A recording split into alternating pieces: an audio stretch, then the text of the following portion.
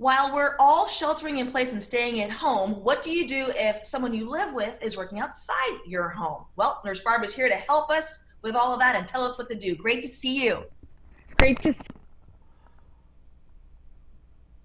you, Malou. And this question is coming up all over the place now because there's so many people who are helping our communities stay safe, people who are working in banks, firemen, policemen, as well as frontline healthcare workers. And their families are very understandably nervous about them coming and going into the house. Yeah, exactly. So what should you do first?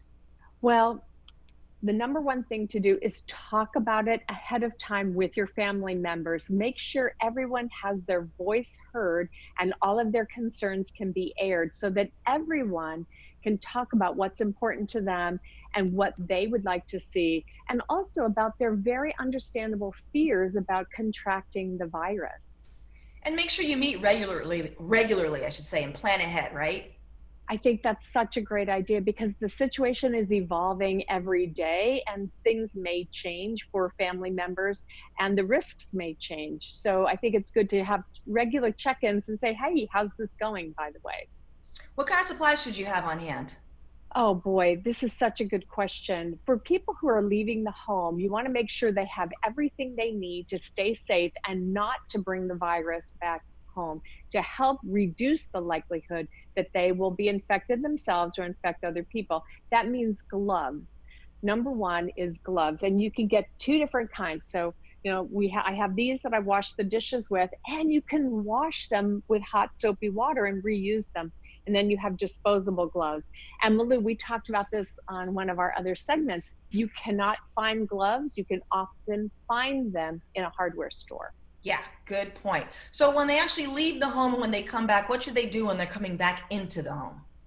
Have a designated part of your home for people to take their clothes off, put them in a plastic bag so they can wash them immediately or later, and then have that person go take a shower with hot soapy water and shampoo their hair. Then disinfect any surface that they may have come into contact with. And I know a lot of us forget about some of the surfaces like light switches, doorknobs, countertops, chairs. And then if they drove their own car, you want to make sure you go out with a soft cloth and disinfect the steering wheel, the door handles, even the seats that they sat in.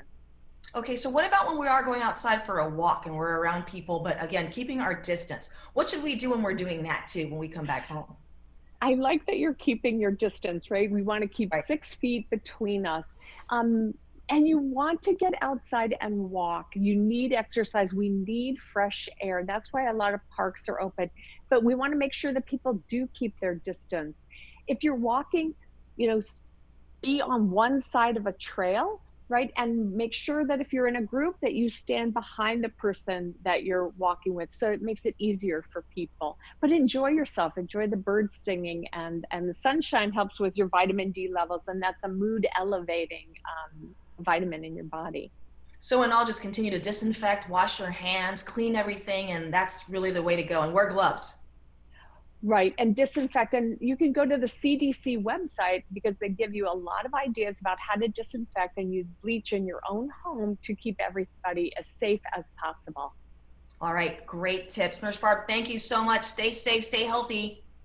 Oh, Malou, thank you so much for helping get the word out. And I hope you stay safe and wash your hands, wash your hands, wash your hands. 20 seconds, right? Yeah, thank you. Thanks. Bye-bye.